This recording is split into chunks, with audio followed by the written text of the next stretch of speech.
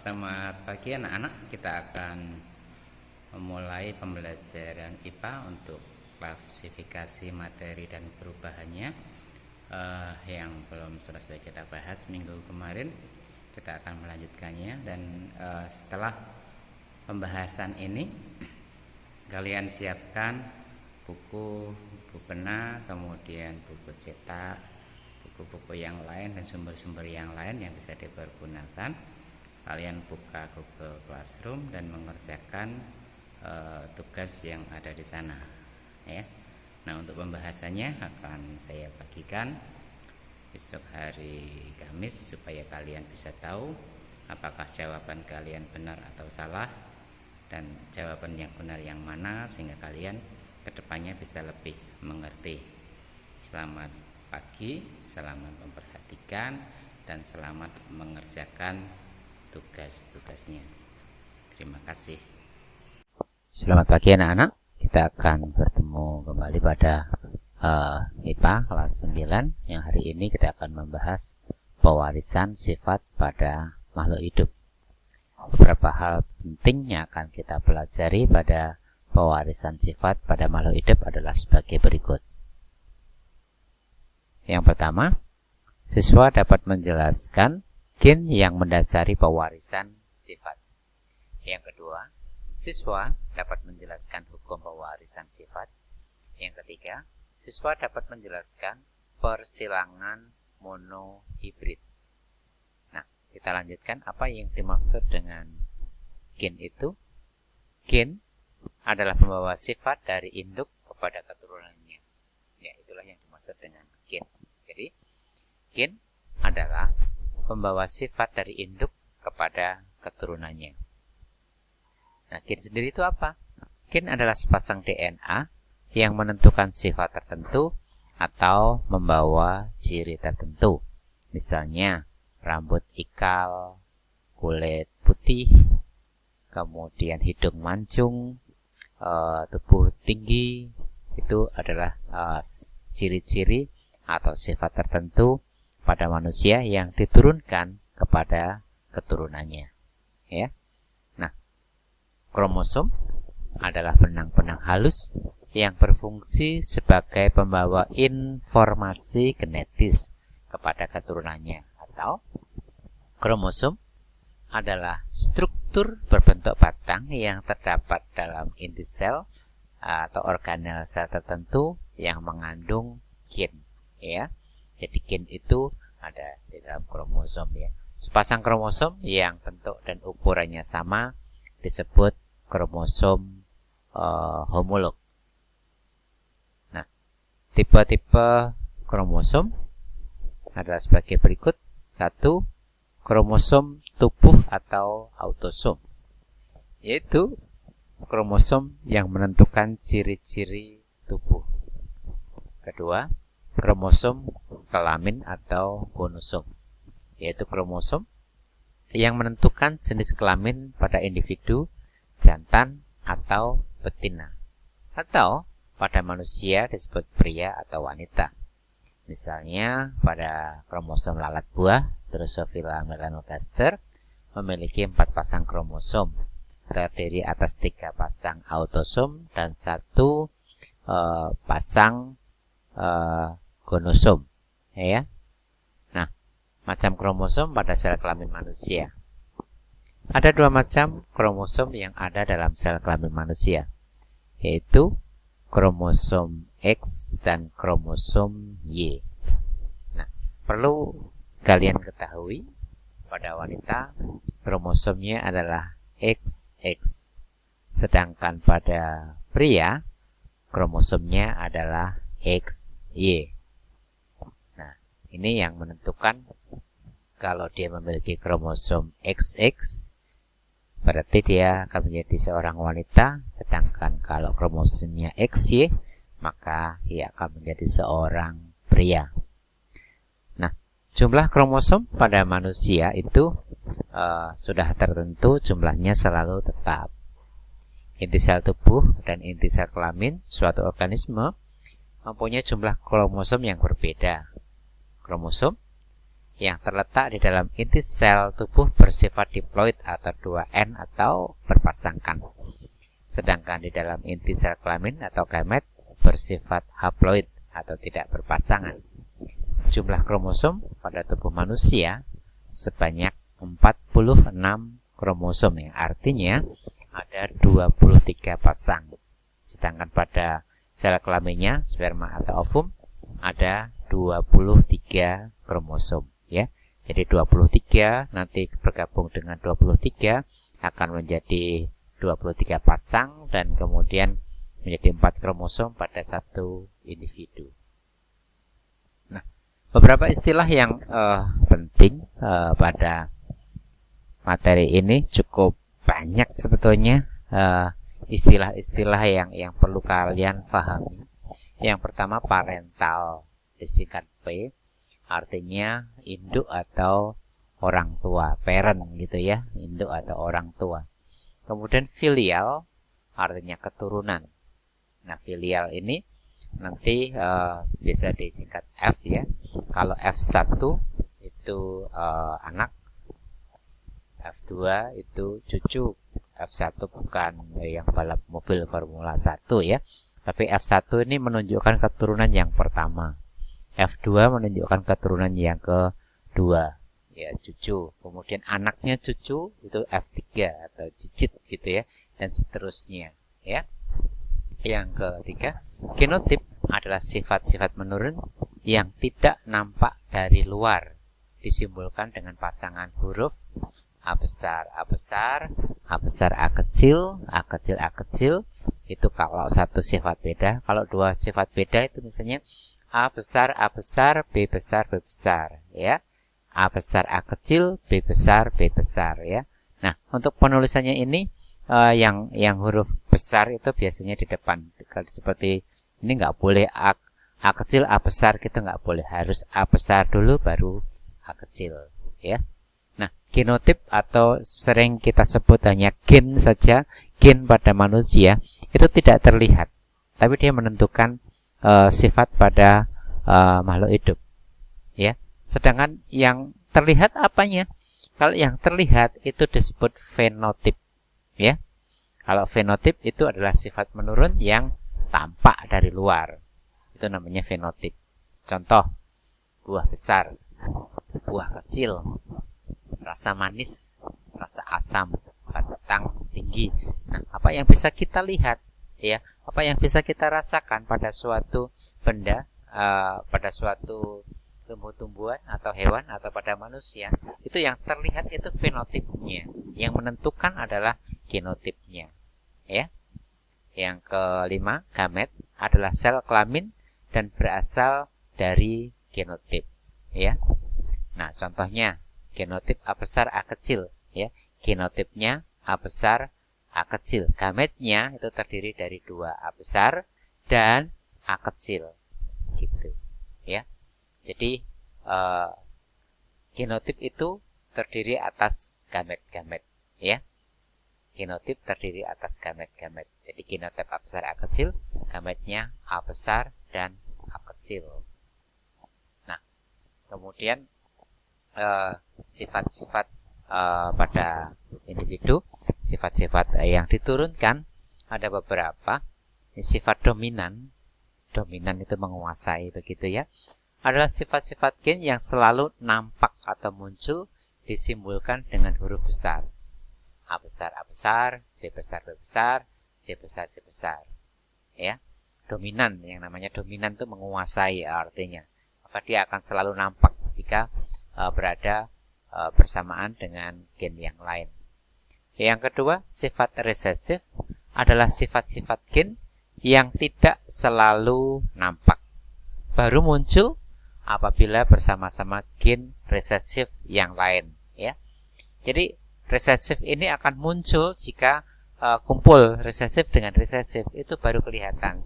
Tapi kalau ada gen dominan yang bersama dengan resesif, maka gen resesif itu tidak akan terlihat, tertutupi oleh sifat dari gen dominan, ya. Yang berikutnya nomor 8, sifat intermediate. Intermediate itu antara, perpaduan, ya. Nah, sifat intermediate adalah sifat keturunan yang mempunyai ciri-ciri perpaduan antara kedua induknya. Maksudnya apa? Kalau salah satu misalnya bunga mawar berwarna merah, yang satu bunga mawar berwarna putih, maka intermediate ini merupakan gabungan dari keduanya. Merah dicampur dengan putih akan menghasilkan pink misalnya, itu namanya intermediate, ya. Kemudian homozigot adalah pasangan-pasangan gen yang sifatnya sama, ya. Homozigot sama, tidak peduli besar atau kecil, yang penting adalah dua gen penyusunnya itu sama, dua gametnya sama. Misalnya genotip A besar, A besar, A kecil, A kecil, B besar, B besar, B kecil, B kecil, C besar, C besar, dan C kecil, C kecil, ya. Ya, perhatikan di sini, A besar dengan A besar itu sama, ya. A kecil samanya ya dengan A kecil, gitu. B besar sama dengan B besar, gitu seterusnya. Sedangkan heterozigot adalah pasangan gen yang tidak sama. Contohnya A besar dengan A kecil, B besar dengan B kecil, C besar dengan C kecil, itu beda, ya. Jadi kedua gametnya itu harus beda, itu yang disebut heterozigot, ya. Nah, yang ke-11 alel, yaitu anggota dari sepasang gen. Misalnya R untuk gen bunga berwarna merah, dan R kecil gen untuk bunga berwarna putih. R besar dan R kecil satu sama lain merupakan alel. Itu. Jadi ini yang menentukan, kemudian jika terpisah disebut dengan alel, begitu, ya. Nah, berikutnya hukum penurunan sifat yang ditemukan oleh Mendel, ya. Mendel itu sebetulnya seorang biarawan yang suka meneliti. Jadi penurunan sifat ini mula-mula ditemukan oleh hukum si Mendel ini, ya. Nah, Mendel melakukan eksperimen dengan menyilangkan tanaman kapri atau Ersis, yang bahasa latinnya Pisum sativum. Nah, mengapa menggunakan kacang Ersis? Nah, beberapa alasan kenapa Bapak Mendel ini menggunakan kacang Ersis adalah mempunyai pasangan sifat-sifat yang menyolok.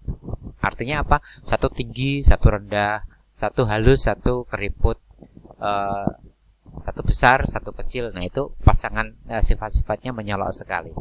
Kemudian berikutnya dapat melakukan penyerbukan sendiri. Terus kemudian mudah disilangkan, cepat menghasilkan keturunan, merupakan tanaman setahun. Tanaman setahun itu dalam masa hidupnya itu tidak panjang, ya. Setelah setahun dia akan mati dan kemudian akan ditanam lagi, seperti itu. Beda dengan mangga, itu tanaman menahun, ya, bertahun-tahun, begitu, ya. Tapi kalau Ersis ini tanaman setahun, hanya waktunya hidupnya singkat saja. Kemudian memiliki bunga sempurna dan memiliki, ini yang paling penting, 7 sifat beda. Jadi sifat bedanya macam-macam, jadi bisa divariasikan dengan bermacam-macam, itu, ya. Nah, hukumnya apa? Hukum Mendel yang pertama, pemisahan secara bebas atau segregasi, ya. Pemisahan secara bebas atau segregasi berbunyi bahwa pada pembentukan gamet, dua gen yang berpasangan akan dipisahkan ke dalam 2 sel atau gamet secara bebas, ya. Berpasangan akan dipisahkan, karena itu pemisahan secara bebas, ya. Ini. Jadi yang 2 sel itu akan dipisahkan secara bebas. Berikutnya, hukum Mendel yang kedua, hukum berpasangan secara bebas, berbunyi bahwa pada pembentukan diri suatu pasangan akan secara bebas berkelompok dengan gen yang lain yang berasal dari pasangan yang lain. Jadi yang berpisah secara bebas tadi pada hukum Mendel 1 itu akan berpasangannya juga akan secara bebas, ya. Itu yang disebut dengan hukum berpasangan secara bebas. Misalnya tadi A besar A kecil akan terpisah menjadi A besar dan A kecil. Nah, ketika nanti akan berpasangan lagi, maka dia bebas berpasangan. Akan berpasangan dengan A besar, ataukah A besar dengan A kecil, ataukah berpasangan dengan A kecil dengan A kecil. Itu hukum Mendel yang berpasangan secara bebas. Ya. Persilangan monohibrid dominan yang kita bahas. Monohibrid dominan. Ada dua hal yang penting di sini, monohibrida dan dominan. Monohibrid artinya satu sifat beda, ya. Dominan artinya yang menutupi atau yang menguasai. Jadi kalau contoh di sini persilangan antara kacang ersis berbunga merah dominan. Nah, ada kata dominan di sini, maka gametnya M besar dan M besar, ya. Kalau dominan berarti M besar dan M besar. Dengan kacang ersis berwarna putih resesif, maka di sini gennya M kecil dan M kecil. Dapat dibuat bahkan sebagai berikut. M besar disilangkan dengan M kecil, maka nanti yang akan nampak adalah yang dominan. Nah, perhatikan. Nah, ini parental 1 ya. M besar disilangkan dengan M kecil, ya. Fenotipnya yang M besar itu merah, yang M kecil putih, yang dominan yang merah, yang menggunakan huruf besar. Nah, kemudian gen M besar ini akan terpisah jadi M besar, ya. M besar dan M besar sebetulnya. Ini M kecil dan M kecil, tapi kalau gametnya ini cukup ditulis satu, M besar, dan yang putih ini M kecil. Kemudian pada keturunan pertamanya, F1-nya akan menjadi M besar dan M kecil. Ini, ya. Jadi genotipnya M besar, M kecil. Fenotipnya tetap merah. Karena apa? Karena yang merah yang dominan. Jadi persilangan antara kacang berwarna merah dan kacang berwarna putih ini, dominan dengan resesif, akan memunculkan sifat fenotip yang dominan yang muncul, yaitu merah. Ya, ini cara menghilangkannya seperti ini. Nah, kemudian kalau berikutnya antara F1 disilangkan, ya, F1 ini disilangkan dengan F1 yang lain, maka kemudian akan disilangkan antara M besar M kecil disilangkan dengan M besar M kecil yang lain, begitu. Nah, perhatikan di sini. Nah, ini M besar M kecil disilangkan dengan M besar M kecil, merah disilangkan dengan merah. Nah, di sini gametnya M besar dan M kecil. Nah, yang ini pun sama, gametnya M besar dan M kecil. Nah, kita akan lihat keturunan keduanya seperti apa. Ini F1-nya, kita mencari F2-nya. Perhatikan di sini, ya. M besar, M kecil disilangkan dengan M besar, M kecil, ya. Nah, di kotak ini itu dari sini ditarik ke sini, tarik sini M besar, ini yang merah besar, ini juga di sini turun, ya. Seperti kalau kalian perkalian matematika seperti itu, ya. M besar tulis di sini, dari sini tulis belakangnya M kecil. Ini yang kotak ini ditarik dari sini, seret ke sini M besar, yang ini diturunkan ke sini. Ini M besar, ini M kecil. Nah, kalau yang ini berikutnya ini ditarik yang besar dulu yang diturunkan, ya. M besar, ini M kecil. Nah, baru di sini sini tarik ke sini, ini tarik ke sini. M besar, M kecil, ya. Genotipnya adalah M besar 1, ya, hanya di sini. M besar M kecilnya 2, 1, 2. M besar M kecilnya 2. M kecilnya 1. Maka perbandingan genotipnya M besar banding M besar M besar banding M besar M kecil, kemudian dibanding M kecil, M besar M besar M kecil, dan M kecil dengan perbandingan 1 banding 2 banding 1, ya. Nah, sedangkan perbandingan fenotipnya F2-nya M besar ini dan ini sama, fenotipnya sama. M besar merah, M besar M kecil juga merah. Maka ini jadi fenotipnya jadi 3, ya. Yang M besar dan M besar M kecil itu sifatnya sama, fenotipnya sama, jadi merah. Sedangkan M kecil baru kemudian resesifnya muncul putih. Begitu. Nah, cara bagaimana menghitung dari sifat keturunannya. Kalau misalnya keturunan itu menghasilkan 40 atau 60 atau 100 gitu. Berapa yang merah? Berapa yang putih? Berapa persen perbandingannya? Nah, kita tinggal menghitungnya demikian, ya. Menghasilkan 40 keturunan misalnya. Fenotip yang merah berapa? Yang putih berapa? Maka yang merah tadi kan 3 banding bagi keseluruhan. Keseluruhannya ada 4 gitu kan. Maka 3/4 kali jumlah keturunannya semuanya berapa, ya. Keturunannya ada 40, berarti 3/4 kali 40 sama dengan 30. Ini yang berwarna merah. Yang putih 1/4 kali 40 sama dengan 10. Ini kalau fenotipnya. Genotipnya belum. Kita belum menghitung. Kalau genotipnya maka 1/4 misalnya 1/4 kali 40 yang genotipnya M besar gitu kan. Yang genotipnya M besar M kecil berarti 2/4 kali 40 sama dengan 20. Nah, seperti itu. Nah, sedangkan untuk menghitung persentase berapa persen keturunan yang berwarna merah, berapa persen yang berwarna putih, demikian. Nah, karena persentase maka dikalikan 100%. Yang merah 3, keseluruhannya 4, 3/4 kali 100% sama dengan 75%. Yang putih 1/4 kali 100% sama dengan 25%. Nah, itu cara menghitung keturunan pada satu sifat beda, ya. Nah, kita akan lanjutkan besok beberapa hal yang penting lagi. Saya kira untuk pertemuan kali ini cukup, ya.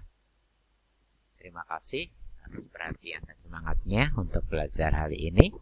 Nah, kalian punya tugas berikutnya, dibuka Google Classroom-nya dan kerjakan latihan soalnya. Selamat pagi, tetap bersemangat, Tuhan memberkati. Yuk.